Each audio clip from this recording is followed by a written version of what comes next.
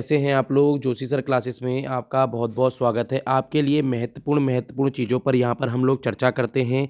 30 topic हम लोग यहाँ पर लगभग 45 मिनट में अच्छे से यहाँ पर हम लोग समझ रहे होते हैं। देखो आज हम यहाँ पर महत्वपूर्ण टॉपिक लेकर आए हैं, जिसमें हम संविधान संशोधन जो 1 से लेके 105 तक जितने भी महत्वपूर्ण संशोधन हुए हैं, हम उनको लेकर आए हैं। संविधान के महत्वपूर्ण स्रोत लेकर आए हैं और अर्थव्यवस्था के क्षेत्र होते हैं, प्राथमिक क्षेत्र, द्वितीयक क्षेत्र और तृतीयक क्षेत्र। इसके अलावा भी अर्थव्यवस्था के प्रकार होते हैं, हम उनको कभी और कर रहे होंगे। आज यहाँ पर हम इन 3 टॉपिकों को अच्छे से समझेंगे। उससे पहले हम लोगों की थोड़ी-सी क्विज़ होती है।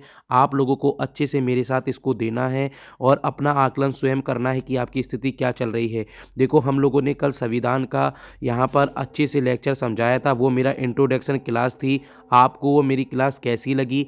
आप लोगों ने उसका कमेंट पे उत्तर नहीं दिया है, तो हम लोग ये मानकर चल रहे हैं कि आप लोगों को वो शायद पसंद नहीं आई होगी। अगर आपको पसंद आती तो आप ज़रूर उसको कमेंट कर रहे होते।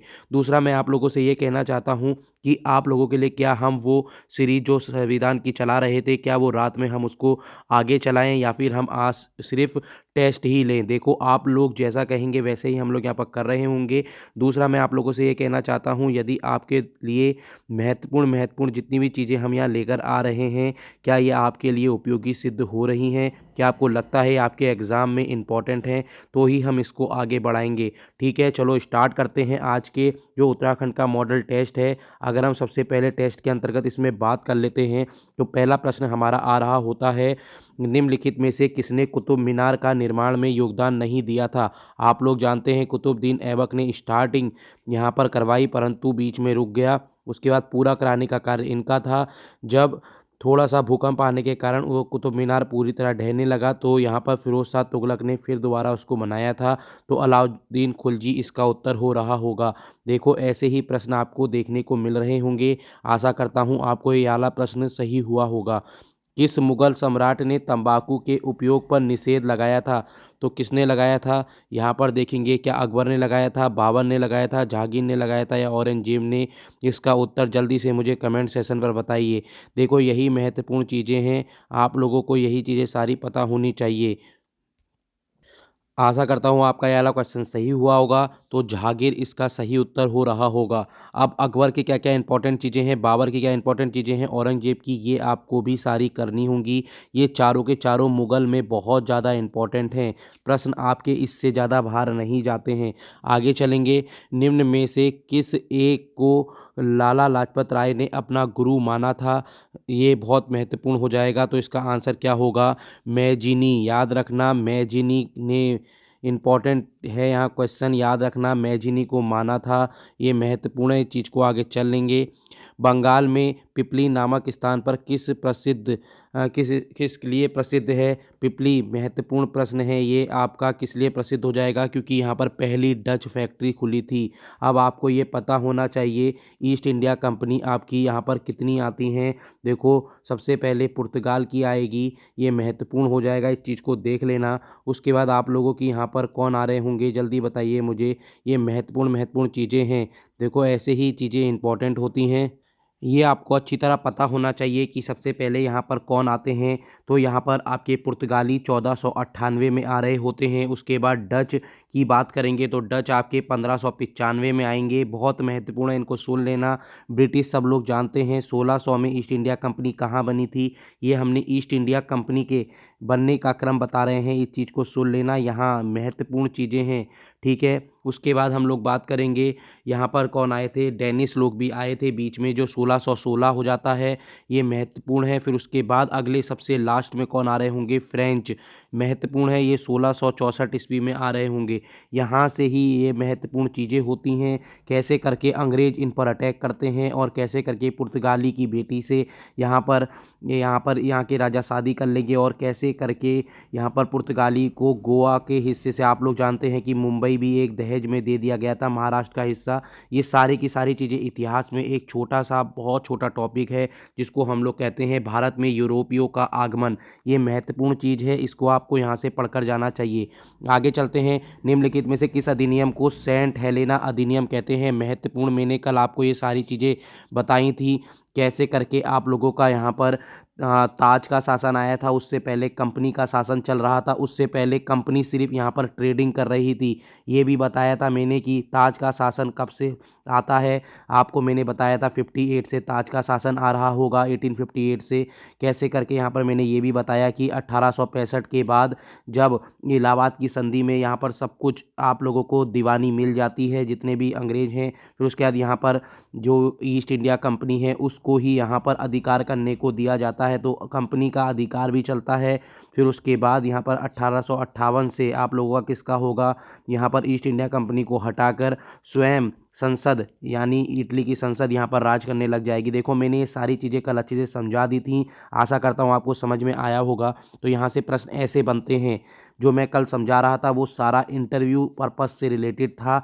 अब यहाँ पर जो है ये है हमारे वन लाइनर प्रश्न जो आपके एग्जाम में आते हैं। तो सेंट हेलेना अधिनियम कौन सा हो जाएगा, 1833 का चार्टर अधिनियम। इसको अच्छे से हम लोग आज शाम को पूरे कर रहे होंगे। मैंने आपसे कहा था जितने भी हमारे चार्टर अधिनियम हैं और हमारे कंपनी के जितने भी शासन हैं वो हम लोग जितने भी हमारे ताज के नियम हैं, याद रखना ताज ने जब शासन किया था उसने कितने यहाँ पर अधिनियम करे और कितने कंपनी के थे, वो सारे आज रात हम अच्छे से कर लेंगे।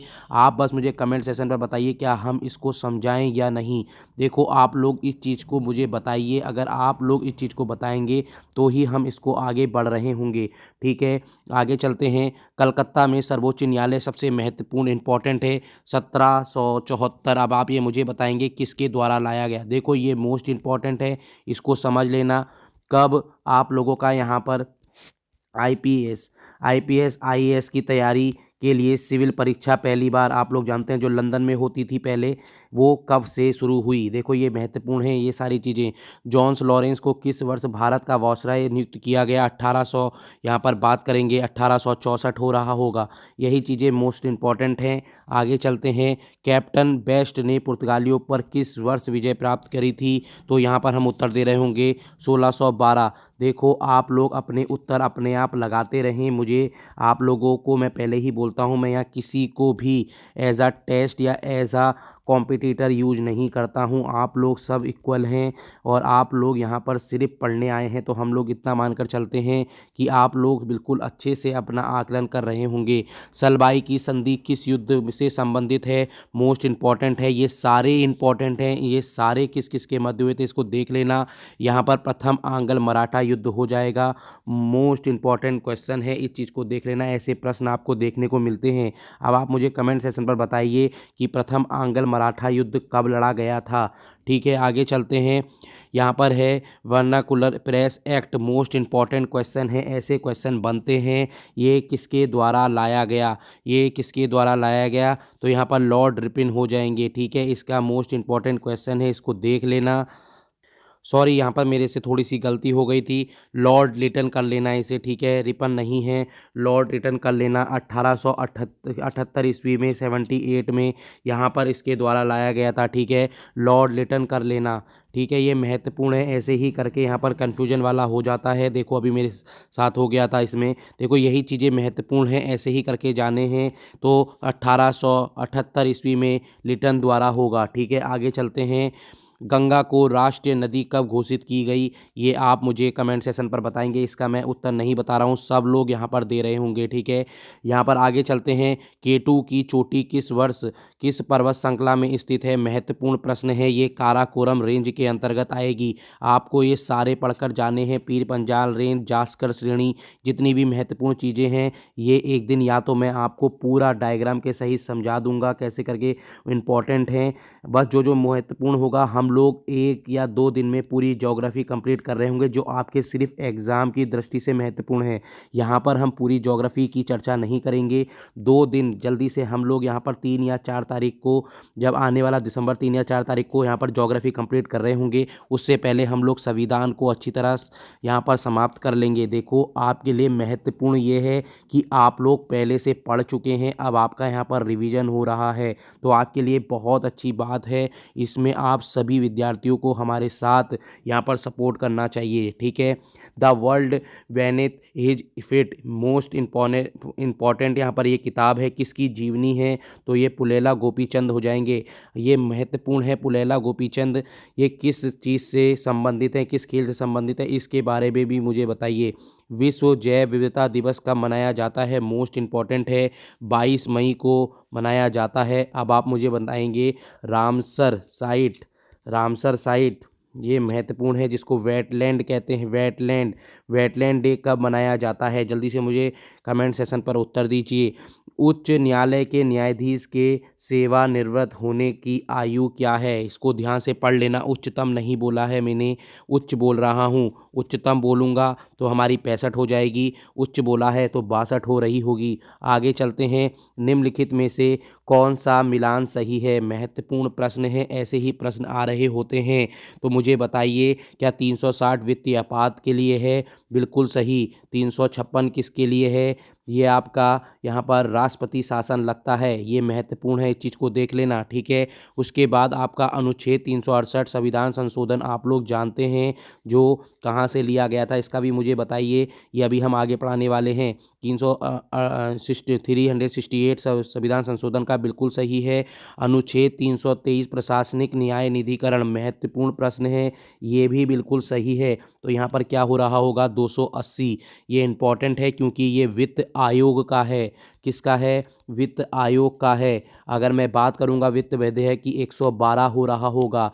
ठीक है, ऐसे ही प्रश्न इंपॉर्टेंट हो जाते हैं। उदारीकरण नीति महत्वपूर्ण है, यहाँ पर इस टाइम कौन वित्त मंत्री थे, ये मुझे कमेंट सेशन पर बताइए। ये 1991 होगा। ठीक है, यहीं पर ग्लोबलाइजेशन को भी पहली बार लाया गया था। आगे चलते हैं, दुर्गापुर और राउरकेला इस्पात संयंत्र किस पंचवर्षीय योजना के तहत आए थे, इसका मुझे कमेंट सेशन पर आप उत्तर दे सकते हैं। ठीक है, यहाँ पर लगभग हमने 20 प्रश्न, महत्वपूर्ण 20 प्रश्न कर लिए, जिसमें हमने ज्योग्राफी को भी देखा, पॉलिटी को भी देखा, अर्थशास्त्र को भी देखा, और हमने यहाँ पर क्या कहते हैं आपके हिस्ट्री को भी देखा है। आपको ये मेरी वीडियो अभी तक कैसी लगी मुझे प्लीज़ कमेंट सेशन पर बताइए, और लाइक जिन्होंने नहीं किया है वो इस वीडियो को लाइक करें, और जिन लोगों ने अभी तक सब्सक्राइब नहीं किया है, अपने छोटे भाई बहनों को मेरी वीडियो शेयर नहीं कर रखी है, आपसे बस मैं इतना कहना चाहता हूँ, प्लीज़ हमारे इस वीडियो को शेयर करें, ज़्यादा से ज़्यादा इसको सब्सक्राइब करवाइए।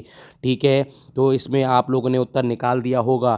ठीक है, आगे चलते हैं। भारत के प्रथम यहाँ पर हम लोग प्रमुख बांध और नदी परियोजनाओं के बारे में अब हम कुछ पढ़ने जा रहे हैं। देखो, जिन विद्यार्थियों ने यहाँ तक सिर्फ टेस्ट ही देना था वो कृपया करके आप लोग सिर्फ जा सकते हैं, मैं पहले ही बोलूँगा, मैं आगे सिर्फ उन बच्चों को पढ़ा रहा होता हूँ जिनका बेसिक भी क्लियर नहीं है, ये जीके आप लोगों के लिए ही है। मैं पहले ही बोलता हूँ, जिन विद्यार्थियों ने पहले से पढ़ा है उनके लिए ये रिवीजन हो रहा होगा, और जिन विद्यार्थियों ने नहीं देखा है उनके लिए ये बहुत महत्वपूर्ण टॉपिक है।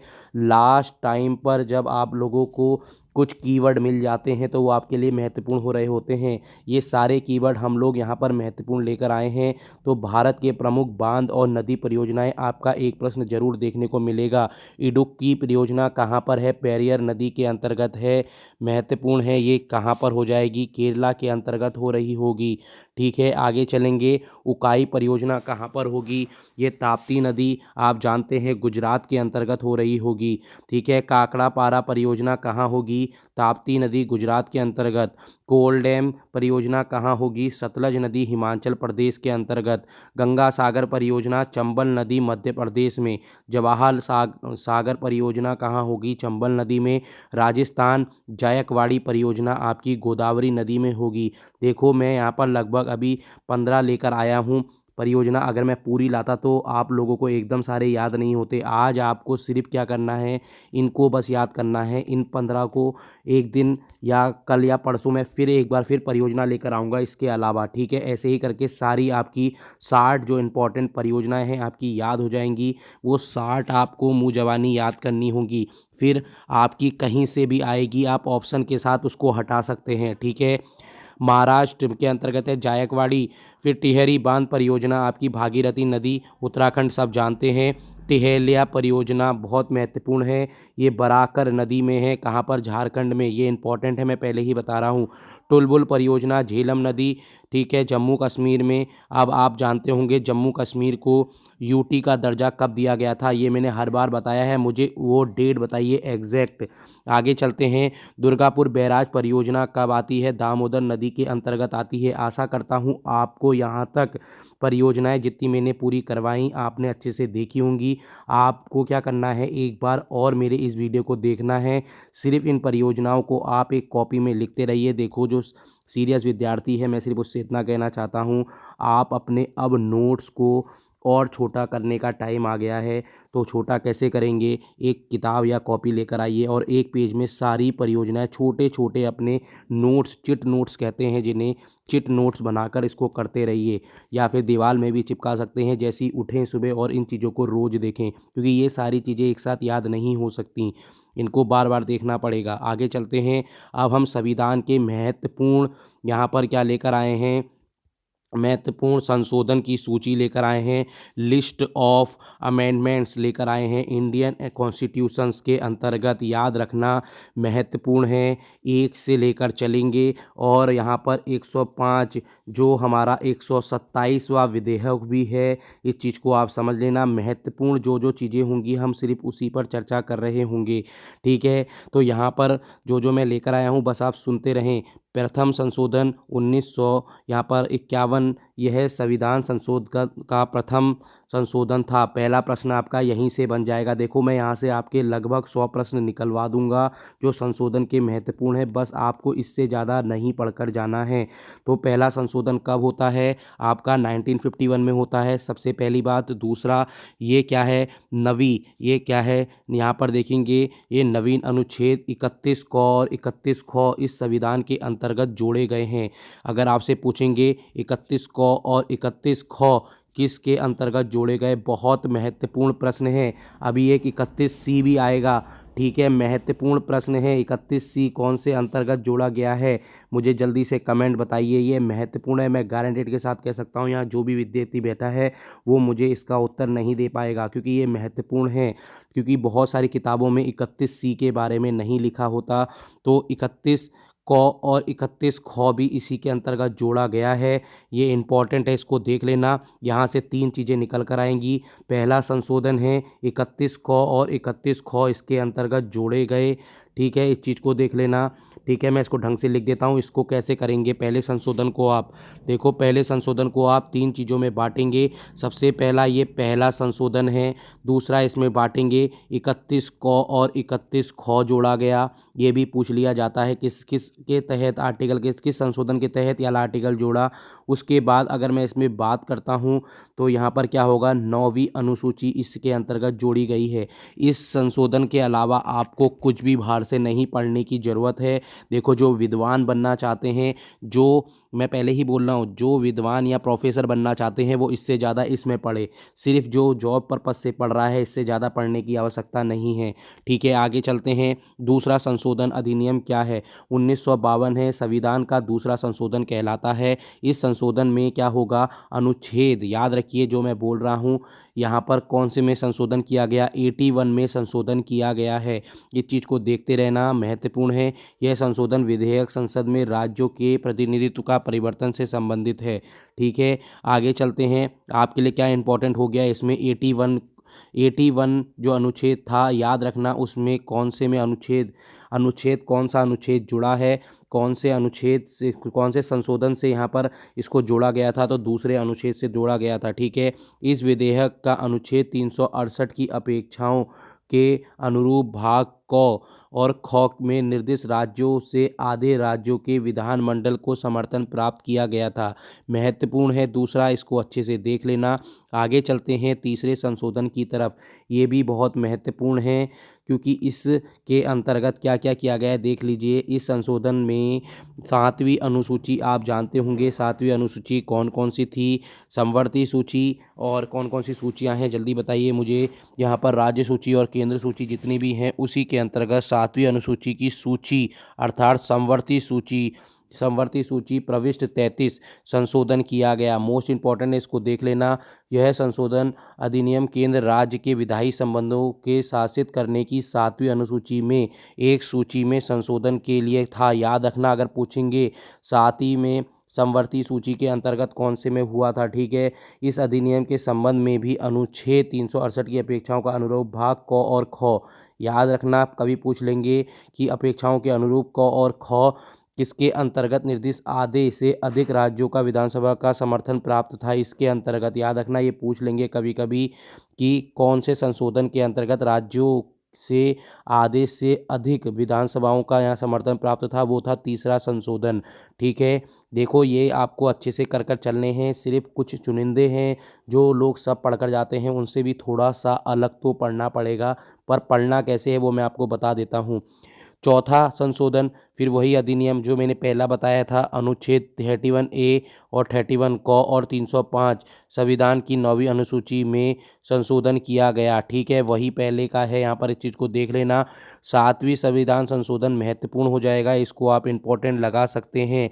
यह संशोधन पुनर्गठन आयोग, राज्य पुनर्गठन आयोग की सिफारिश पर किया गया था, याद रखना ये इम्पॉर्टेंट है। ठीक है, इसके इसके परिणाम स्वरूप क्या हुआ था इसको भी देख लेते हैं। इसमें क्या हुआ था, परिणाम परिवर्तनों को शामिल करने के उद्देश्य से किया गया था। मोटे तौर पर तत्कालीन राज्यों और राज्यों के केंद्र शासित प्रदेशों में वर्गीकरण किया गया। इस संशोधन में लोकसभा गठन, प्रत्येक जनगणना पश्चात पुनः समायोजन, नए उच्च न्यायालयों की स्थापना, उच्च न्यायालय न्यायाधीशों से अधिक के बारे में उपबंध। देखो कुल मिला के इसमें क्या है, इस चीज़ को मैं पहले ही बता दे रहा हूँ, इसमें राज्यों से रिलेटेड है। राज्यों को नए राज्यों का जोड़ना यहाँ पर जोड़ा गया है। 7वें 1956 में सबसे पहले भाषाई आधार पर कौन सा राज्य बना था, मुझे जल्दी आप उत्तर दीजिए। नवीं संशोधन में चलते हैं जो महत्वपूर्ण होने जा रहा है। इसमें क्या है, भारत और पाकिस्तान के मध्य हुए समझौते हेतु असम, पंजाब, बंगाल और त्रिपुरा के संघ राज्य क्षेत्र को पाकिस्तान से कुछ राज्य क्षेत्र प्रदान करने के लिए इस अधिनियम द्वारा प्रथम अनुसूची, याद रखना प्रथम अनुसूची कौन सी है, में यूटी और राज्य है, आपने देखा होगा, तो संघ और यूटी, तो उसके संशोधन किया गया। यह संशोधन इसलिए आवश्यक हुआ कि बेरुवाड़ी क्षेत्र में हस्तांतरण के मामले उच्चतम न्यायालय ने यह निर्णय दिया कि किसी राज्य क्षेत्र में हस्तांतरण के मामले में उच्च न्यायालय यह निर्णय दिया था कि राज्य क्षेत्र को दूसरे देश में देने के करार अनुच्छेद 3 द्वारा बनाई गई किसी विधि की क्रियान्वित नहीं किया जा सकता है। तो कुल मिला के इसमें क्या होगा, ये महत्वपूर्ण है नवा संशोधन। इसमें यहाँ पर किन राज्यों का जिक्र किया गया इसको देख लो, असम, पंजाब, पश्चिम बंगाल और त्रिपुरा। ऐसे प्रश्न आ जाते हैं कि नवे संशोधन के तहत कौन से हमारे स्टेट को जिक्र किया गया है, तो यहाँ पर 4 जिक्र किया गया है, असम, पंजाब, पश्चिम बंगाल और त्रिपुरा। ठीक है, देखो जो जो चीज़ें मैं बता रहा हूँ उस चीज़ को देख लेना। अनुच्छेद 3 का जिक्र भी इसी के अंतर्गत भी, देखो ये महत्वपूर्ण है जो चीज़ें मैं बोल रहा हूँ। ठीक है, बाकी सारी चीज़ें आप लोगों को किताबों में मिलेंगी, किताबों में से क्या अलग आप पढ़ रहे हैं, क्या आप यहाँ पर मेरे साथ बैठकर जो सुन रहे हैं, मैं उस चीज़ पर बिलीव रखता हूँ। देखो किताबों में पहले से सब कुछ दिया हुआ है, आप मुझसे क्या सीख कर जा रहे हैं वह है मेरी तरीका, इस चीज़ को मैं पहले ही बता रहा हूँ। 10वां संशोधन जैसे आए तो आपके दिमाग में हमेशा एक चीज़ आ जाना चाहिए, दादर नागर हवेली, ठीक है, को यहाँ पर भारत में शामिल कर उसे केंद्र शासित प्रदेश का दर्जा दिया गया। कब दिया गया, 1960 में। देखो यही महत्वपूर्ण चीज़ है, कब दादर नागर हवेली स्वतंत्र हुई, 1960 में। ये महत्वपूर्ण है। इससे पूर्व कौन काम करते थे यहाँ, पुर्तगाली। ये महत्वपूर्ण है, कैसे करके अब आपको याद रखना है, जब भी आपके माइंड में पूछा जाए वहाँ प्रश्न, दादर नगर हवेली कब स्वतंत्र हुई, 1960 में। दादर नगर हवेली में पहले भूतपूर्व कौन यहाँ पर अपने सरकार या फिर बनाया करती थी, तो पुर्तगाल लोग वहाँ रहते थे। उसके बाद उनको वहाँ से स्वतंत्र कर दिया गया और इसे केंद्र शासित प्रदेश 10वें संशोधन 1960 में जोड़ा गया। 11वां संशोधन बहुत महत्वपूर्ण है, 1961 का। इसके अंतर्गत उपराष्ट्रपति के निर्वाचन की विधि मान्यता को यहाँ पर प्रश्नगत करने के लिए, पहली बार याद रखना ये बहुत इम्पोर्टेंट है, जब भी आपसे पूछेंगे उपराष्ट्रपति के निर्वाचन में विधि मान्यता को प्रश्नगत करने के लिए अधिकार में संरक्षित बनाया गया। ठीक है, याद रखना जब भी आपके उपराष्ट्रपति के निर्वाचन की बात आएगी तो 11वां यहाँ पर संशोधन हो रहा होगा। 12वें संशोधन की तरफ चलते हैं। इसके अंतर्गत क्या होगा, प्रथम अनुसूची में संशोधन कर गोवा, दमन दीव देखो, आपको ये प्रश्न पूछ लेंगे गोवा, दमन दीप भारत में केंद्र शासित प्रदेश में यहाँ पर देखो इससे पहले कौन आया था। मैंने बताया दादर नगर हवेली 1960 में। अब यहाँ पर क्या होगा, यहाँ पर देखो आप 1962 में गोवा दमन दीप को भी केंद्र शासित प्रदेश बना दिया गया। अब आपसे पूछेंगे गोवा 1962 में स्वतंत्र हुआ है, इस चीज़ को देख लेना। महत्वपूर्ण चीज़ों पर जिक्र हो रहा है, हम कुछ भी एक्स्ट्रा चीज़ें यहाँ नहीं पढ़ रहे हैं, आपने पहले से ये सारी चीज़ें पढ़ी हैं, सिर्फ आप यहाँ पर क्विक रिवीजन कर रहे हैं। ठीक है, मैं पहले ही बोल रहा हूँ, मैं कुछ भी नया नहीं पढ़ा रहा हूँ आप लोगों को। ये सुन लीजिए, जो बोलते होंगे कि हमारे से पढ़िए, यहाँ से ऐसा पढ़िए, बस मैं आपको यही बोलता हूँ कि बस आप लोगों को अच्छा लगता है तो ही हमारा वीडियो रोज़ देखें, जो 4 बजे अभी कुल मिला के 4:30 या 4:15 समथिंग हो रहा होगा। आप लोग हमारे इस वीडियो को देख रहे हैं, आप लोग ज़्यादा से ज़्यादा प्लीज़ इसे शेयर कीजिए अपने छोटे भाई बहनों को मैं चाहता हूँ कि उनको भी यहाँ से बेनिफिट मिलता रहे। ठीक है, आगे चलते हैं। इस संविधान संशोधन के द्वारा एक नवीन अधिनियम अर्थात 371 को संविधान में स्थापित किया गया। ये सुन लीजिएगा, कभी पूछेंगे आपसे कौन से में 371, 370 क्या था, ये भी मुझे बताएंगे आप अभी। 371 को कौन से संविधान के अंतर्गत जोड़ा गया, जिसके द्वारा नागालैंड के संबंध में बात हुई है। तो नागालैंड के संबंध में विशेष प्रावधान कर उसे एक राज्य का दर्जा बनाया गया। याद रखना, नागालैंड को राज्य का दर्जा कब दिया गया था, कौन से संशोधन में, 13वें संशोधन में और 1962 में। आगे चलते हैं। 14वें संविधान संशोधन की बात जब आती है तो इसके अंतर्गत सीधे सीधे ये बोल दिया जाता है कि संशोधन के द्वारा केंद्र शासित प्रदेश के रूप में पौंडुचेरी, आप लोग सब जानते होंगे, इसको पुदुचेरी के नाम से भी जानते हैं, में शामिल किया गया। ठीक है, मैंने आपको ऊपर पहले बता दिया था, जो जो चीज़ें बताई उसको ध्यान से सुनते रहिए। 1963 में पुडुचेरी को लाया गया। संघ राज्य क्षेत्रों के लोकसभा के प्रतिनिधित्व 20 से बढ़ाकर 25 कर दिए गए। किस संशोधन के तहत संघ राज्य क्षेत्रों के लोकसभा में प्रतिनिधित्व 20 से बढ़ाकर 23 कर, कितने लिखे हैं, 20 से बढ़ाकर 25 कर दिए गए। तो किसके अंतर्गत लिखे हैं, तो आप मुझे बताइए। तो ये हमारे हो रहे होंगे 14वें के अंतर्गत। ठीक है, देखो आप लोगों को अगर ये मेरी वीडियो पसंद आ रही है, मैं फिर वही बोलता हूँ कि आप दिल से मेरी वीडियो देखा कीजिए। मैं आपके लिए ही यहाँ पर बेनिफिट वाले कार्य कर रहा हूँ। कोई भी हमारा यहाँ ऐसी चीज़ें नहीं हैं कि हम लोग आपका यहाँ पर टाइम वेस्ट कराएं। मैं आप लोगों को बोलता हूँ 27 मिनट हुए हैं, लगभग हम 15वें संशोधन में हो गए हैं और हमने परियोजनाएं भी पढ़ ली हैं, 20 प्रश्न भी पढ़ लिए हैं। आप खुद इंडिविजुअली भी अगर तैयारी कर रहे हैं किसी भी चीज़ की, तो आप जानते हैं 27 मिनट में इतना अपने आप खुद भी नहीं कर पाते। ठीक है, तो हम यहाँ पर आपको कम समय में ज़्यादा मटेरियल प्रोवाइड करवा रहे हैं। हम बस आप लोगों से इतना चाहते हैं, यदि आपको अच्छा लगता है तो दिल से आज आप कमेंट बॉक्स में जाके प्लीज़ मुझे कमेंट में लिखिए कि सर आप अच्छा करते हैं और आपके ये बेनिफिट कर रही हैं हमें, और इससे हमें रिवीजन भी सीखने को, हमको रिवीजन मिल रहा है। बस इससे इतना लिख दीजिए और ये हमारे लिए प्रोत्साहन का कार्य होगा। देखो, आप लोगों से मैं एक चीज़ कहना चाहता हूँ कि हर किसी को, अगर तुम कहीं दुकान में भी कुछ सामान लेने जाते हो तो पैसा देते हो। हम लोग पहले ही बोल रहे हैं ये सारी चीज़ें फ्री में हैं, मगर मेन चीज़ क्या है, थोड़ी सी मैं आप लोगों से यहाँ पर गुरु दक्षिणा के तौर पर मांग रहा हूँ। वो बस इतनी ही है कि आप लोगों को मेरा वीडियो शेयर करना है अपने दोस्तों को, प्लीज़ इतना ज़रूर कर दीजिएगा। ठीक है, आगे चलते हैं। अगर आप इतना करते हैं तो ना कर्ज आपका मेरे ऊपर रहेगा, ना मेरा कर्ज आपके ऊपर रहेगा कि मैं इस चीज़ के लिए हो जाएगा, जीरो कर्ज हो रहा होगा। ठीक है, इस चीज़ को अच्छे से समझ लीजिए। हमारा बस इतना ही मेन फैक्ट है, और मैं इतना कहता हूँ कि यदि आप इतना मेरी बातें सुन रहे हैं, आप, मैं पहले ही बोलता हूँ, आप इतना संयम से मेरी चीज़ों को देख रहे हैं, जितने भी विद्यार्थी इस चीज़ को देख रहे हैं, बस मैं इतना कहता हूँ कि इस बार गारंटी के साथ कह सकता हूँ कि कहीं ना कहीं किसी ना किसी पेपर में आपका ज़रूर नाम आएगा। ठीक है, 16वें संविधान संशोधन 1963 की बात करेंगे। इस संशोधन के अंतर्गत उच्च न्यायालय के न्यायाधीशों की सेवा मुक्ति की आयु 60 वर्ष से बढ़ाकर कब थी, 62 वर्ष कर दी गई थी। इसको देखते रहना, महत्वपूर्ण है। ठीक है, यहाँ पर ये प्रश्न बन जाएगा। उच्च न्यायालय, जो मैंने अभी ऊपर प्रश्न बनाए थे, देखो मैं प्रश्न जो ऊपर बनाता हूँ उसके ही नीचे यहाँ पर सब पूरा डिटेल में बता रहा होता हूँ। आज मैंने उच्च न्यायालय के न्यायाधीशों की कितनी कर बताई थी, 62 बताई थी, तो वो कौन से संशोधन के तहत है, ये प्रश्न बन जाते हैं। तो सीधे पूछेंगे कि उच्च न्यायालय के न्यायाधीशों की आयु 60 से 62 कौन से संशोधन के तहत की गई, तो वो 15वां संशोधन है 1963 का। देखो आपको याद नहीं करना है, डरना नहीं है इन चीज़ों से। 3 या 4 बार इस चीज़ को आप देख लो बस, मेरे इस वीडियो को 3 या 4 बार देख लो, मैं गारंटेड कह रहा हूँ आप ज़िंदगी में कभी नहीं भूल सकते इसे।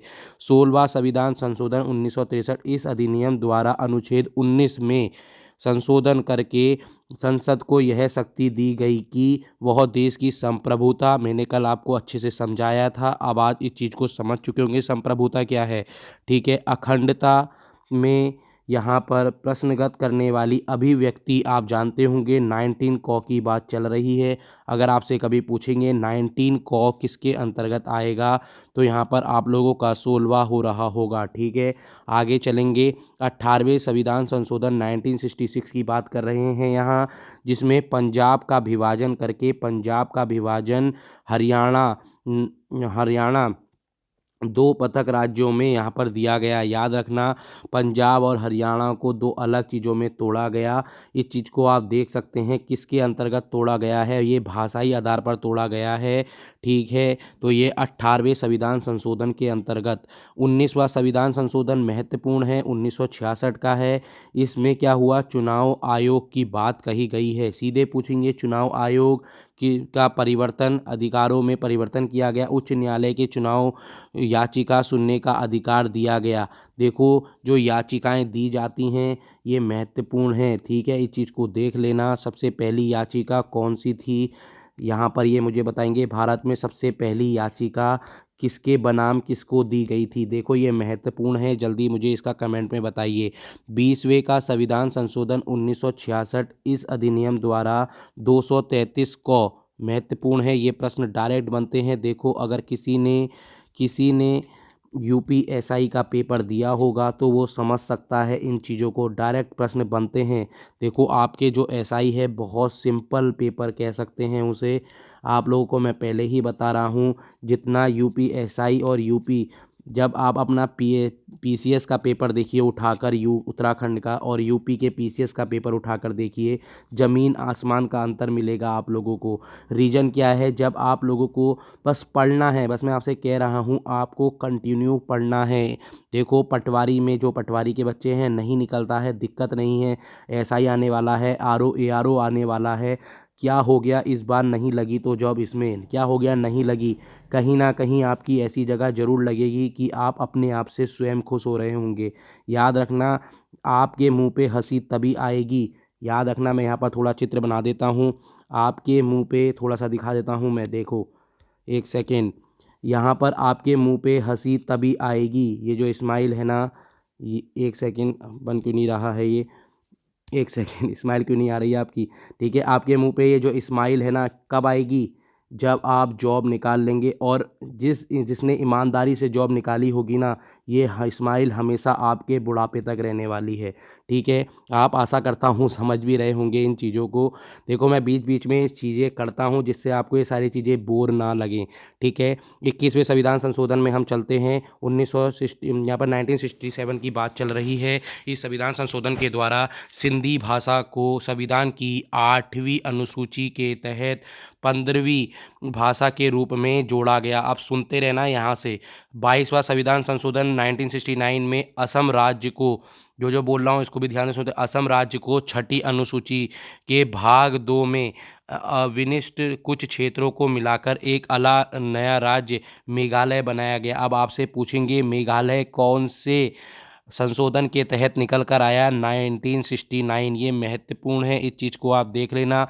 अब आप मुझे ये बताएंगे दिल्ली कौन से संशोधन के तहत आया था, ये मुझे बताएंगे। देखो ये महत्वपूर्ण चीज़ें हैं, अगर आप ये सब बता रहे होंगे तो आपको यहाँ पर मैं पहले ही बोलता हूँ आपकी तैयारी बहुत अच्छी चल रही होगी। हम जिस लेवल में पढ़ रहे हैं ना, इस लेवल के आपको क्वेश्चन इससे भी नीचे लेवल के मिलेंगे। थोड़ा सा मैं ऊपर लेकर गया हूँ, ऐसा भी नहीं है कि आपके सीधे ऊपर ले गया हूँ, इतने लेकर गया हूँ कि आप लोग आराम से इस कांस्टेबल की तो मैं गारंटी देता हूँ, आप धज्जियाँ उड़ा कर आएंगे अगर जितना मैं पढ़ा रहा हूँ, ठीक है। इस चीज़ को आप अच्छे से सुन लीजिए, परंतु आपको पूरा अच्छे से पढ़कर जाना होगा जितना मैं पढ़ा रहा हूँ। 24वां संविधान संशोधन 1971 में इस संशोधन के अंतर्गत संसद इस स्थिति पर स्पष्ट किया गया कि वह संशोधन के किसी भी भाग को जिसमें वह 3 अंतर्गत आने वाले मूल अधिकार भी हैं संशोधन कर सकती है। साथ ही यह भी निर्धारित किया गया कि संशोधन संबंधी विधेयक जब दोनों सदनों को पारित होकर राष्ट्रपति के समक्ष किया जाएगा तो राष्ट्रपति की अनुमति देंगे, ठीक है। इसको देख लेना, इतना इंपॉर्टेंट नहीं है। फिर भी आगे चलते हैं। 25वां संशोधन जो मैंने आपसे बोला था कि 31A और 31C भी किसमें जोड़े गए हैं, अब यहाँ पर किसमें जोड़ा गया है आपका 25वां, तो देख सकते हैं यहाँ 25वें में 31C जोड़ा गया है, ठीक है। इससे ज़्यादा हम आगे चलते हैं। 26वें बहुत इंपॉर्टेंट है क्योंकि इसमें भूतपूर्व देशी राज्यों शासकों को मान्यता समाप्त करके उनकी पेंशन भी समाप्त कर दी गई। आगे चलते हैं। 29वां संशोधन यहाँ पर 1972 का है। इस अधिनियम के तहत केरल राज्य की भूमि सुधार से संबंधित 2 विधेयकों को 9वीं अनुसूची के अंतर्गत रखा गया। आगे चलते हैं। देखो जो जो इम्पोर्टेंट है मैंने उन्हीं को थोड़ा टाइम लेकर समझाया है, बाकी मैं और चीज़ों पे आगे चल रहा हूँ। 31वां संविधान संशोधन 1973, इस अधिनियम के द्वारा अनुच्छेद 81A 330 332 में संशोधन किया गया। अब ये पूछेंगे कि 81A में कौन से में संशोधन किया गया, 300, ये चीज़ें पढ़कर जानी पड़ेंगी तभी आप कर पाएंगे। 31वां संशोधन है, इसमें क्या किया गया, निर्वाचित जो सदस्य थे यहाँ पर, जो यहाँ पर अब तो 552 हो गए हैं, परंतु उस टाइम की बात कर रहे हैं तो यहाँ पर कितने देख रहे हो आप, ध्यान से देखिए। 525 से लोकसभा की सीटें यहाँ पर 545 कर दी गई थी, इस चीज़ को आप देख सकते हैं, ठीक है। 32वां संशोधन 1974 महत्वपूर्ण है। इसमें क्या होगा, संसद और विधान पालिकाओं के सदस्य द्वारा दबाव और जबरदस्ती किए जाने पर इस्तीफा देने अवैध घोषित किया गया। अध्यक्ष को यह अधिकार दिया गया कि वह सिर्फ स्वेच्छा से, ये इतना इंपॉर्टेंट नहीं है, आगे चलते हैं। 33वां संविधान संशोधन 1974 पे चलते हैं। इसमें क्या होगा, इस संशोधन के अंतर्गत संसद के सदस्यों और राज्य विधानसभा द्वारा बनाए गए 20 और दस्तकारी व भूमि सुधार कानून को नवी सूची में शामिल किया गया, ठीक है। आगे चलते हैं। 34वां अन्य संशोधन 1974 के अंतर्गत विभिन्न राज्यों द्वारा 20 भूमि सुधार अधिनियम 9वीं अनुसूची के प्रवेश द्वारा न्यायालय संवैधानिक वैधता परीक्षण मुक्त कर दिया गया। 35वां चलते हैं, मोस्ट इंपॉर्टेंट है, अब हम यहाँ थोड़ी देर रुक जाएंगे। इसमें क्या है, संविधान के संशोधन तहत सिक्किम का संक्षिप्त राज्य का दर्जा समाप्त कर उसे संबद्ध राज्य के रूप में भारत में प्रवेश किया गया। इस चीज़ को देख लेना, 1974 इंपॉर्टेंट है, ठीक है। जो जो इंपॉर्टेंट है मैं उसी पे चर्चा कर रहा हूँ। 36वां संविधान संशोधन की बात कर लेंगे। इसमें 1975 संविधान संशोधन के अंतर्गत सिक्किम को भारत का 22वां राज्य बनाया गया। इस चीज़ को देख लेना। 36वां क्या इंपॉर्टेंट था, 35वें और 36 में हर बार आप लोग कन्फ्यूजन होंगे। 36वें में यहाँ पर भारत का 22वां राज्य बना है 1975 में, परंतु यहाँ पर दर्जा समाप्त कर दिया गया था संक्षिप्त राज्य का, ठीक है। इस चीज़ को आप अच्छे से देख लेना, जो कन्फ्यूजन है वो भी मैं साथ साथ दूर लेकर चल रहा हूँ। 37वां संविधान संशोधन 1975 के अंतर्गत देखेंगे। इसमें क्या होगा, आपात स्थिति की घोषणा राष्ट्रपति, राज्यपाल और केंद्र शासित प्रदेशों के प्रशासनिक प्रधानों द्वारा अध्यादेश जारी किए जाने को अवधि बनाए कि न्यायिक पुनर्विचार मुक्त रखा है, ठीक है। देखो ये चीज़ें इंपॉर्टेंट नहीं है, जहाँ जहाँ इंपॉर्टेंट होगा हम वहाँ चलेंगे, क्योंकि थोड़ी सी लंबी वीडियो जरूर हो रही है परंतु ये आपके लिए ही बेनिफिट है, ठीक है। 39 का संविधान संशोधन 1975 की बात कर लेंगे। इसके संविधान संशोधन द्वारा राष्ट्रपति, उपराष्ट्रपति, प्रधानमंत्री और लोकसभा अध्यक्ष निर्वाचन संबंधी विवादों का न्यायिक परीक्षण से मुक्त कर दिया गया है, ठीक है। जहाँ जहाँ इंपॉर्टेंट होगा मैं उसको थोड़ी देर के लिए रोक दूंगा, वरना मैं यहाँ पर सब पढ़ रहा हूँ, आप इसका स्क्रीनशॉट खींच सकते हैं। 40वां संविधान संशोधन 1976, इस अधिनियम के अंतर्गत व्यवस्था की गई कि राज्य, क्षेत्र, सागर खंड अथवा महाद्वीपीय, देखो आप लोगों को पता होगा, एक हम लोगों के पास ये भारत है, भारत के यहाँ का कुछ एरिया है, आप इतना एरिया बताइए जिसको नॉटिकल माइल कहते हैं। देखो यही चीज़ें महत्वपूर्ण है, इस चीज़ को आप मुझे बताएंगे ये कितना दूरी पर है, ठीक है। ये चीज़ों को आपको पता होना चाहिए। यहाँ पर भी अब क्या किया गया है कि महाद्वीपीय, मग्न तट भूमि अथवा अन्य आर्थिक संघ समुद्र के नीचे समस्त भूमि, खनिज आदि निहित होंगे। संसद को यह अधिकार होगा कि वह राज्य, क्षेत्रीय, सागर खंड अथवा महाद्वीपीय, मग्न तट आदि पर भूमि निश्चित और नियत रखे, ठीक है। ये महत्वपूर्ण है, चीज़ को देख लेना जो मैंने अभी आपको समझाया। 41वां संविधान संशोधन 1976 के तहत क्या होता है, अब इसके बाद 2 संशोधन बहुत तगड़े आने वाले हैं, उसको अच्छे से सुनिए। इस अधिनियम द्वारा संविधान के अनुच्छेद 31 ख, ठीक है, मैंने आपको अच्छे से बता दिया, 31 को और 31 को 31C भी बताया। अब 41 में क्या है, 31(6) याद रखना, 31(6) की बात चल रही है, का संशोधन करके संयुक्त आयोग का और राज्य यहाँ पर पूछ लेंगे, ये प्रश्न बहुत इंपॉर्टेंट है कि संयुक्त क्या कहे, संयुक्त आयोग और राज्य लोक आयोग सेवा, यानी जिस पर आप पेपर देने जा रहे हैं, के सदस्यों की सेना निवृत्ति की आयु बढ़ाकर 62 वर्ष कर दी गई थी। इस चीज़ को आप देख लेना, यही महत्वपूर्ण आपको मैं बोल रहा हूँ। देखो ये महत्वपूर्ण है, इस चीज़ को आप देख लेना। ठीक है, आगे चलते हैं। मोस्ट इंपॉर्टेंट क्वेश्चन है ये आज का, 42वां संशोधन महत्वपूर्ण है, इसको आंख बंद करके रट कर चले जाइए। यह संविधान संशोधन अब तक किए गए संशोधनों का व्यापक संशोधन है, इसे लघु संविधान के रूप में भी जाना जाता है। यह संविधान संशोधन स्वर्ण सिंह समिति के सिफारिशों पर बना था। देखो जो जो चीज़ें मैं बता रहा हूँ उस चीज़ को करते रहना। स्वर्ण सिंह समिति, इस संशोधन के अंतर्गत प्रस्तावना के प्रभुत्व संपन्न लोकतांत्रिक गणराज्य शब्दों के स्थान पर यहाँ पर क्या किया गया, प्रभुत्व संपन्न जो समाजवादी धर्मनिरपेक्ष और लोकतंत्र गणराज्य रखा गया था इसके स्थान पर, और राष्ट्र की एकता के स्थान पर क्या कहा गया था, राष्ट्र की एकता और अखंडता रखा गया था। इस चीज़ को आप देख लेना, जो मैंने आपको यहाँ बताया है ये प्रश्न बनकर आते हैं। इसमें क्या किया गया है, लोकसभा और राज्यों की विधानसभा का कार्यकाल 6 वर्ष कर दिया गया था, मोस्ट इंपॉर्टेंट है, इसे देख लेना। और यहाँ पर क्या किया गया है, इस संशोधन के तहत जो आप लोग जानते हैं राष्ट्रपति शासन लगता है, वो 1 साल के बजाय 6 महीने कर दिया गया था, 6 मंथ कर दिया गया था अधिकतम। ठीक है, ये महत्वपूर्ण है, इस चीज़ को आप अच्छे से देख लेना। 44वें संशोधन की तरफ चलते हैं। 1978 की बात करेंगे। इसके तहत राष्ट्रीय आपात की स्थिति लागू करने के लिए आंतरिक अशांति के स्थान पर सैन्य विद्रोह, अब आपसे पूछ लेंगे आंतरिक अशांति के आधार स्थान पर सैन्य विद्रोह कौन से संशोधन पर रखा गया, तो यहाँ पर 44वां संशोधन आ जाएगा। ठीक है, उसके बाद यहाँ पर आपसे क्या पूछा जा सकता है, आपात स्थिति के संबंधी अन्य प्रावधानों में परिवर्तन लाया गया जिसके दुरुपयोग ना हो सके।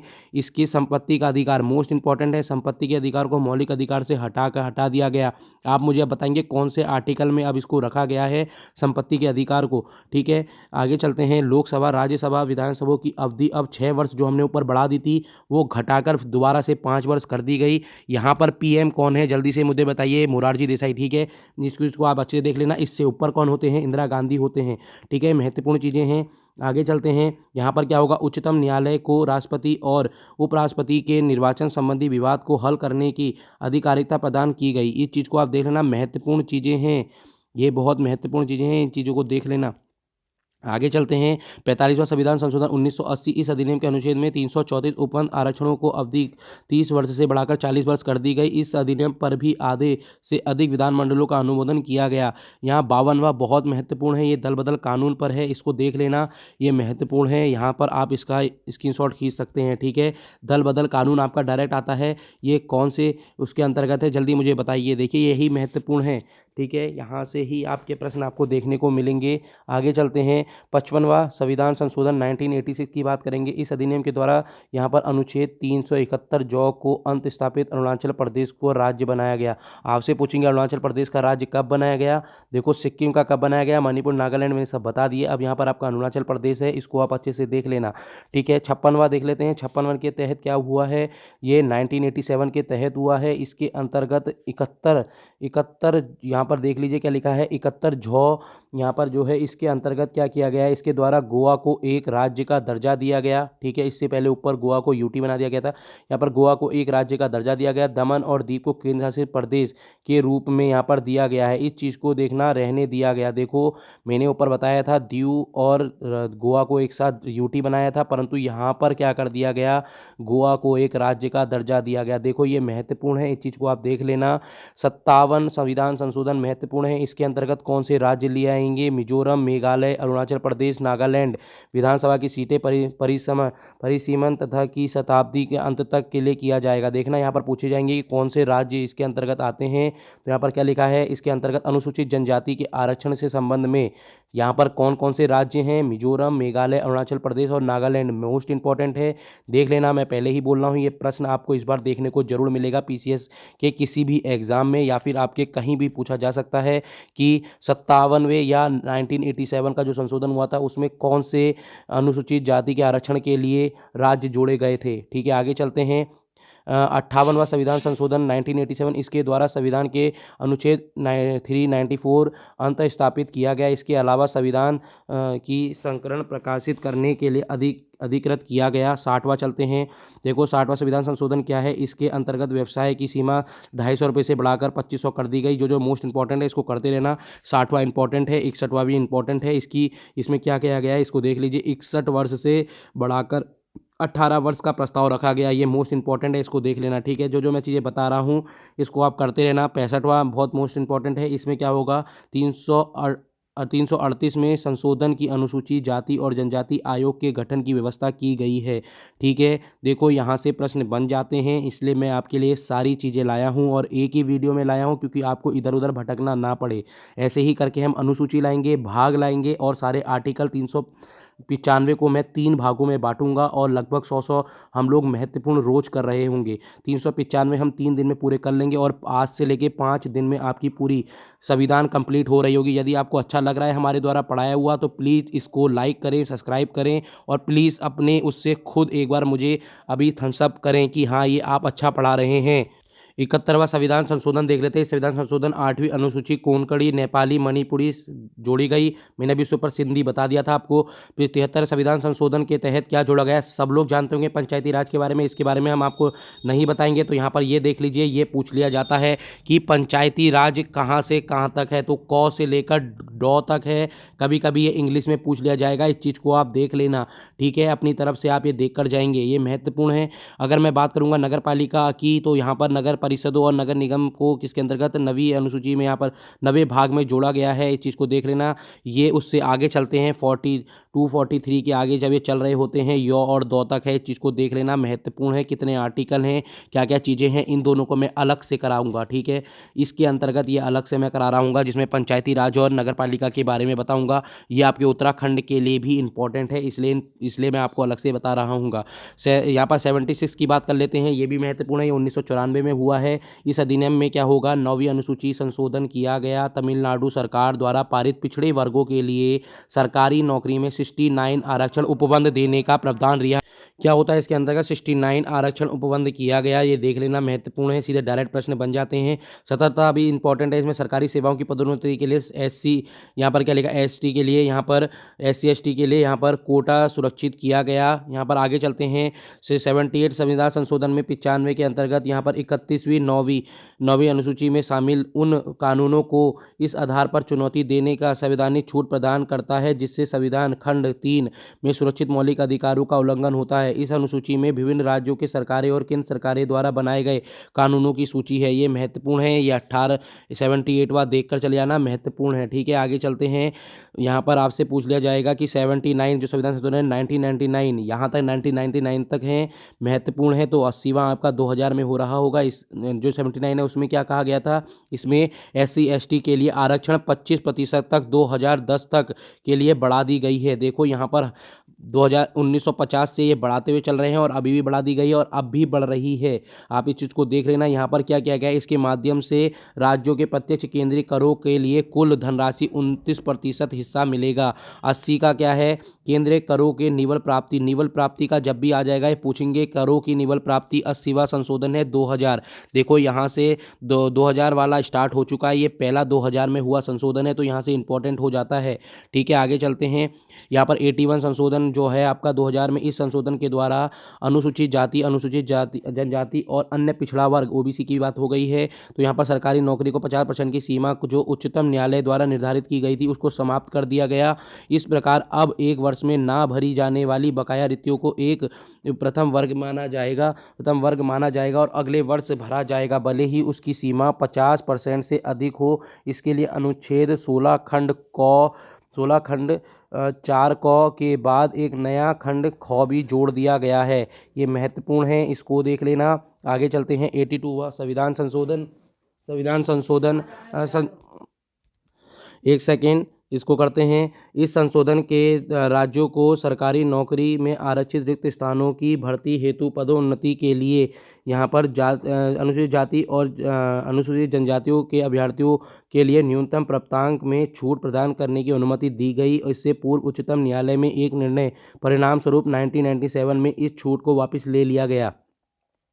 83 संविधान संशोधन पर चलेंगे। इस संशोधन में पंचायती राज संस्थाओं की अनुसूचित जाति के लिए आरक्षण प्रदान न करने की छूट प्रदान की गई। अरुणाचल प्रदेश में कोई भी अनुसूचित जनजाति का ना होना के कारण यहाँ उसे छूट प्रदान दी गई है। आगे चलेंगे 84वें संविधान संशोधन में चलते हैं जो 2001 में हुआ। यह लोकसभा और विधानसभा की सीटों के 2026 तक यानी अभी इससे आगे है कोई परिवर्तन नहीं किया जाएगा, तो इसलिए ये इंपॉर्टेंट हो जाएगा। इस ये नज़रिए से भी इंपॉर्टेंट हो जाएगा क्योंकि ये अभी तक हुआ, यहाँ तक ये इंपॉर्टेंट है, चीज़ को देख लेना, ठीक है।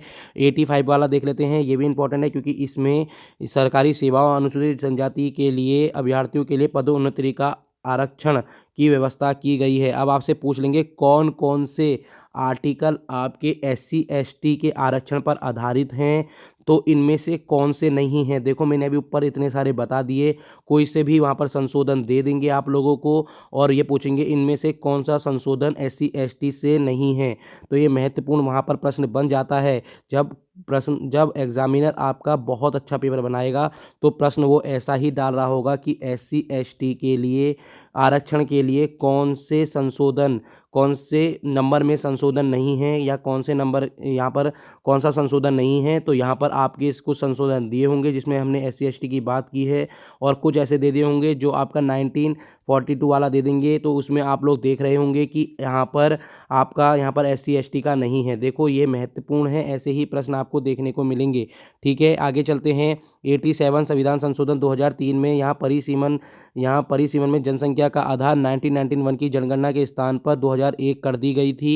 यहाँ पर 88 में चलते हैं, इसमें सेवाओं का कर का प्रावधान था। 89वां चलते हैं, इसमें संविधान संशोधन के अंतर्गत अनुसूचित जाति के लिए पृथक राष्ट्रीय आयोग की स्थापना की गई थी। राष्ट्रीय आयोग की स्थापना कौन से संशोधन में की गई? 2003 के अंतर्गत की गई, इसको देख लेना।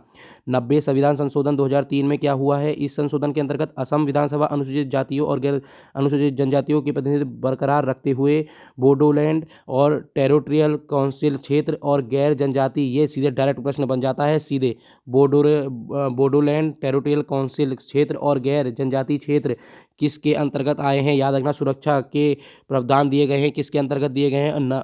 90वीं संशोधन 2003 के अंतर्गत, ठीक है। 91 तो बहुत ही महत्वपूर्ण है, इसको भी देख लेना। दल बदल व्यवस्था के संशोधन के केवल संपूर्ण दल के विलय मान्यता केंद्र तथा राज्य मंत्रिपरिषद के सदस्य क्रमशः लोकसभा विधानसभा में 15% होगा। 92वें संविधान संशोधन 2003, यह संविधान संशोधन संविधान की 8वीं अनुसूची, देखो अब कौन कौन सा आ गया है, इंपॉर्टेंट है। डोगरी, बोडो, संथाली, मैथिली, डायरेक्ट प्रश्न पूछते हैं। निम्न में से कौन सा 92वां संशोधन जो 92 संविधान संशोधन है इसमें कौन सी भाषा नहीं है, ठीक है। तो ऐसे प्रश्न बन जाएंगे, तो डोगरी, बोडो, संथाली, मैथिली है।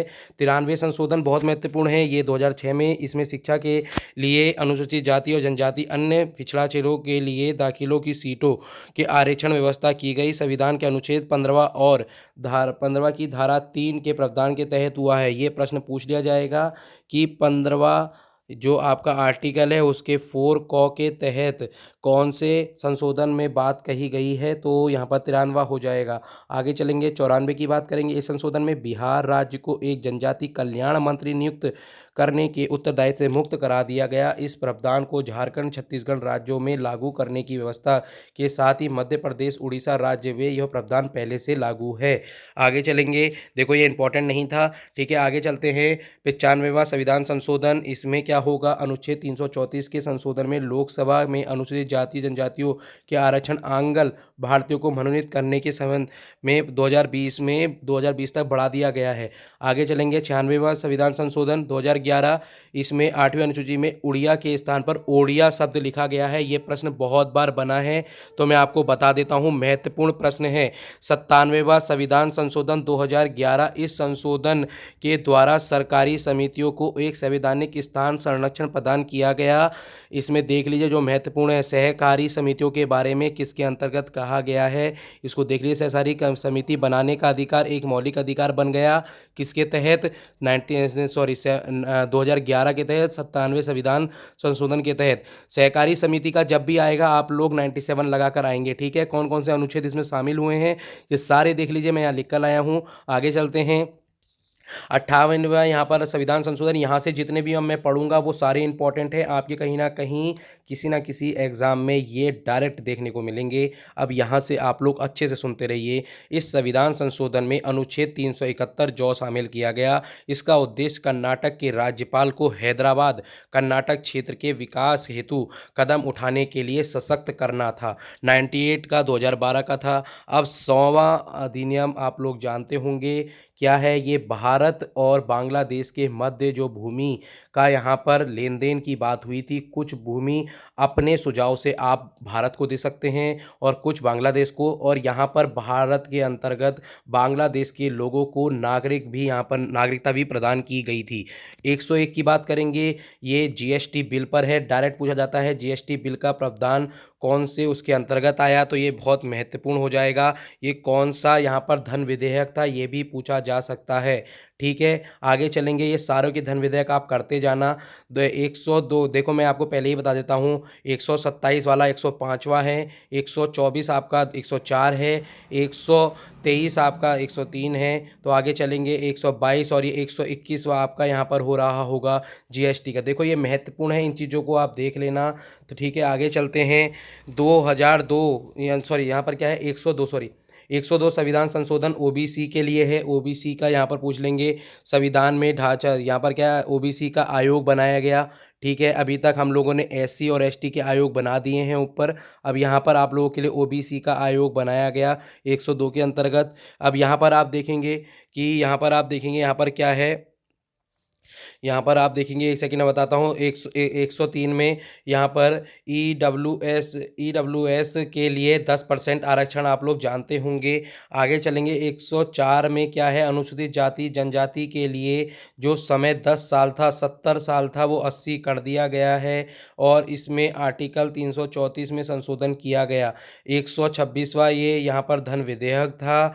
इसके अंतर्गत आप लोग जानते हैं राष्ट्रपति द्वारा 2 एंग्लो इंडियन को लोकसभा में यहाँ पर चयनित किया जाता था, जिसके अंतर्गत इस पूरी आप लोग जानते हैं इस पूरे उसको समाप्त कर दिया गया है। ये बहुत महत्वपूर्ण है। इस लोकसभा में वर्तमान में 84 सीटें और 47 एससी की सीटें भी हैं, इस चीज़ को भी देख लेना। 105वां जो संविधान संशोधन 2021 के अंतर्गत लाया गया, यह संशोधन 127वां धन विधेयक बिल था, जिसमें राज्यों को यह अधिकार मिल गया कि वह किसी भी जाति को ओबीसी की सूची में रख सकता है। ओबीसी की सूची में रखने का अधिकार बताया गया। किसने प्रस्तुत किया था, वीरेंद्र कुमार। बहुत महत्वपूर्ण है, इस चीज़ को आप देख लेना। ऐसे ही प्रश्न आपको देखने को मिलते हैं। देखो हमने अभी तक आपको 1 से लेके 105 तक सारे संविधान संशोधन करा दिए हैं। यदि आपको कहीं पर भी कोई डाउट हो, कहीं भी कोई चीज़ हो, आप मुझे कमेंट पर इसके बारे में बोल सकते हैं। अब आगे चलेंगे, संविधान के स्रोत में चलते हैं। महत्वपूर्ण है कहाँ से हमने संविधान के स्रोत लिए हैं, तो भारत शासन अधिनियम 1935 से। देखो मैंने कल आपके यहाँ से प्रश्न बनाया था, संडे को जो आपका आने वाला है एग्ज़ाम, प्रश्न आपको जितने मैंने अभी तक टॉपिक करा दिए हैं वहाँ से भी देखने को मिलेंगे। तो आप देखते रहिए। संघीय व्यवस्था, राज्यपाल का कार्यकाल, न्यायपालिका का ढांचा, आपातकालीन उपबंध, लोक सेवा आयोग, शक्तियों के वितरण में 3 सूचियाँ। देखो ये क्या महत्वपूर्ण है, ये कहाँ से ली गई हैं, ये सारी की सारी आपके भारत शासन अधिनियम से लिया गया है।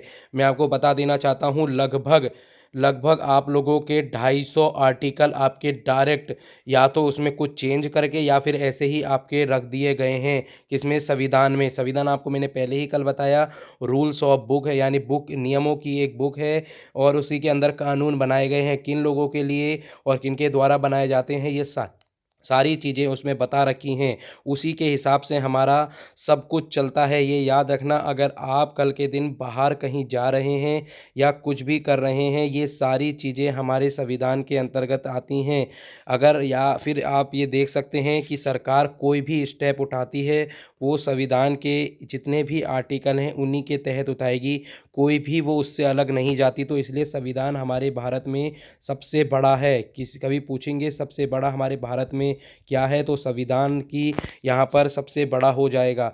ब्रिटेन संविधान की बात करेंगे, संसदीय व्यवस्था, मंत्रिमंडल प्रणाली, विधायी प्रक्रिया, राज्य अध्यक्ष प्रतीकात्मक और नाम मात्र का महत्व, एकल नागरिकता ये बहुत इंपॉर्टेंट है, द्विसदनवाद कहाँ से लिया गया है इंपॉर्टेंट है, ब्रिटेन के अंतर्गत ये सारे लिए गए हैं, इसको देख लेना। अमेरिका के अंतर्गत मूल अधिकार इंपॉर्टेंट है, न्यायपालिका से रिलेटेड जो भी आएगा सब इसी के अंतर्गत। उपराष्ट्रपति का पद भी अमेरिका से लिया गया है, आयरलैंड से। कल बताया था निर्वाचन नीति निर्देश तत्व ये सब यहाँ से लिए गए हैं। राज्यपालों की नियुक्ति कहाँ से की गई है, कनाडा से। सतत केंद्र यहाँ पर लिया गया है, उच्चतम न्यायालय का यहाँ पर लिया गया है, ठीक है। इस चीज़ को देख लेना। उच्चतम न्यायालय का परामर्श का न्याय निर्णय, इन सब का आर्टिकल जब मैं आपको पूरा ढंग से करवा रहा हूँगा उच्च न्यायालय, तब मैं वहाँ पर सब अच्छे से बता रहा हूँगा, ठीक है।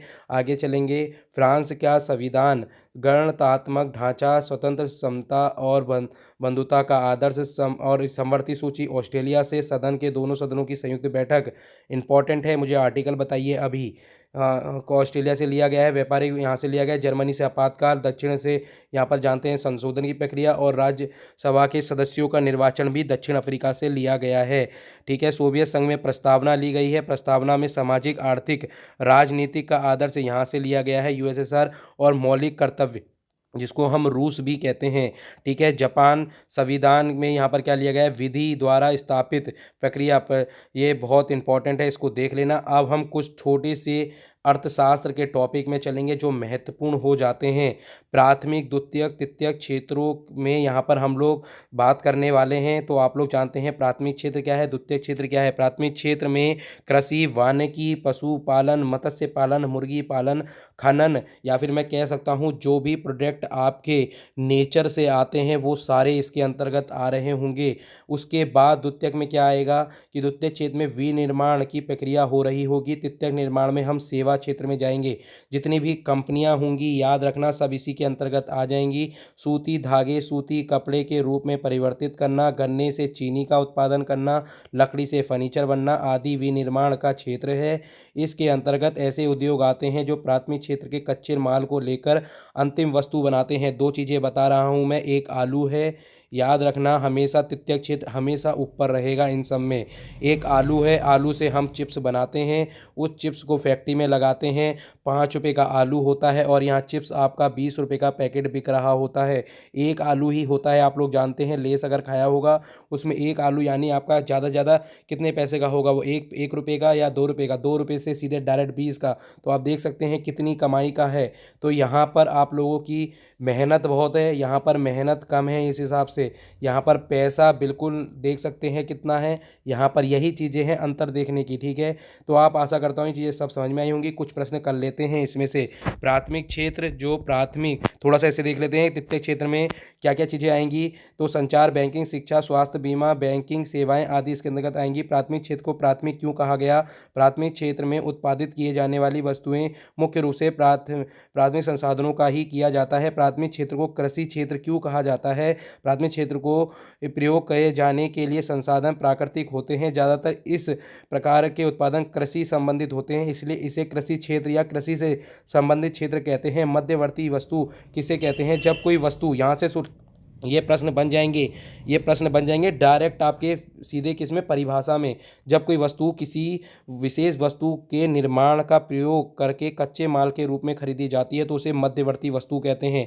सीधे पूछेंगे मध्यवर्ती वस्तु निम्न में से कौन सी है? अंतिम वस्तु कौन सी होगी? जब वो जो आपकी यहाँ से सीधे याद रखना स्टार्टिंग की वैल्यू से दूसरी वैल्यू में जाएगी, मध्यवर्ती में जो अंतिम वैल्यू होगी उसको कहेंगे, ठीक है। इसको देख लेते हैं क्या है। अंतिम वस्तु का आशय ऐसी वस्तु से है जो उपभोक्ता निवेशक द्वारा अंतिम प्रयोग के लिए उपलब्ध कराते हैं। दूसरे शब्दों में जब कोई अंतिम वस्तु का प्रयोग के पास पहुंचती है तो उसे अंतिम वस्तु कहते हैं। प्राथमिक क्षेत्र की विशेषताएं, यह महत्व है कि कच्चे माल का उत्पादक सभी उद्यमी क्षेत्रों के आधार पर देश की आर्थिक गतिविधि प्राथमिक क्षेत्रों का निर्भर प्राथमिक क्षेत्र की बड़ी मात्राओं का रोजगार सृजन करता है, देश की जीडीपी के महत्वपूर्ण योगदान होती है।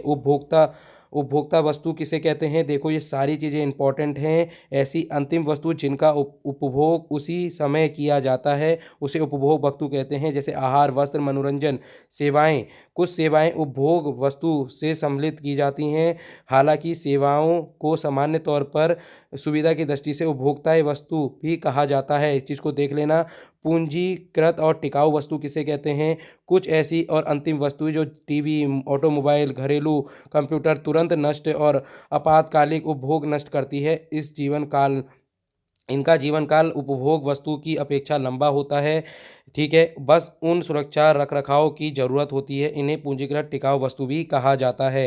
तो देखो यहाँ पर हमने आज अर्थशास्त्र का एक टॉपिक जिसे हम अर्थशास्त्र के क्षेत्र भी कह सकते हैं या फिर प्राथमिक क्षेत्र, द्वितीय क्षेत्र, तृतीय क्षेत्र को समझा।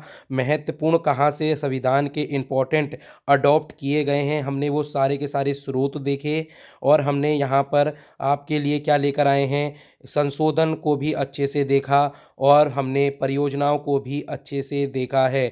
तो आशा करता हूँ आपको ये मेरी वीडियो पसंद आई होगी। प्लीज़ मुझे कमेंट सेशन पे इसका ज़रूर जवाब दीजिएगा कि आपको आज की वीडियो कैसी लगी?